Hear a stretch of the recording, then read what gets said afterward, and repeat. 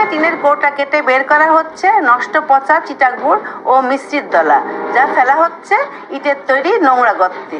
সেখানে পায়ে মারিয়ে মেশানো হচ্ছে হাইড্রোজ, ফিটকিরির মতো ক্ষতিকর কেমিক্যাল। তারপর সেগুলো চুলায় জ্বালিয়ে তৈরি করা হচ্ছে ভোক্তাদের শখের গুড়, যার মধ্যে নেই আখের রসের ছিটে ফোটাও। পবিত্র রমজান মাসে আখের গুড়ের দেশব্যাপী প্রচুর চাহিদা থাকায় কিছু অসাধু ও ব্যবসায়ী এভাবেই কুষ্টিয়ার খোকসা উপজেলার কয়েকটি কারখানায় প্রতিদিন তৈরি করছেন টনকে টন ভেজাল গুড়। রুকো যারা, সবার করো, আরাম সে লেনে কা। যা ছড়িয়ে দেওয়া হচ্ছে কুষ্টিয়া সহ দেশের বিভিন্ন প্রান্তে। আমাদের এই গুড়টা 1 নম্বর গুড়, বাংলাদেশের সব জায়গায় চলে। ये सब क्या देखना पड़ रहा है? अच्छा है मैं अंधा हूँ। এই গুড়ে কোনো স্বাস্থ্যসম্মত এতে কোনো ক্ষতি হয় না,